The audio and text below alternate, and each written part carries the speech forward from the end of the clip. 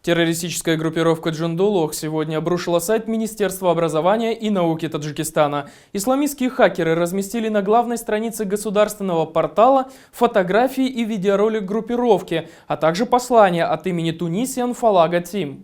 В послании к России и ее народу хакеры потребовали прекратить поддержку Башара Асада, назвав его власть преступным режимом, а также перестать убивать женщин и детей, разрушать школы и больницы в Сирии. В обращении также содержится призыв к российскому народу оказать давление на Владимира Путина с целью вывода российских вооруженных сил из Сирии, а также требования о прекращении убийства мусульман в Сирии. В ответ таджикское министерство полностью выключило работу сайта, обратившись к провайдеру.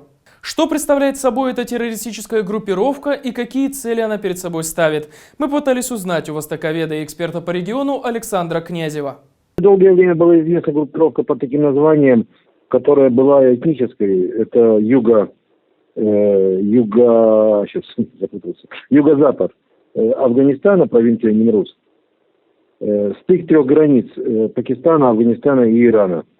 И она имеет давнюю историю, имеет ей больше полутора десятков лет. Вот. Ее называют сейчас сунниткой. На самом деле это не самое главное. Главное то, что она носила этнический белорусский характер. И действовала в основном против властей на территории иранской провинции Систан-Белуджистан. И, когда это было необходимо, куратором в пакистанском Вазиристане. Одним из мест базирования остальных являлся афганский Нимрус.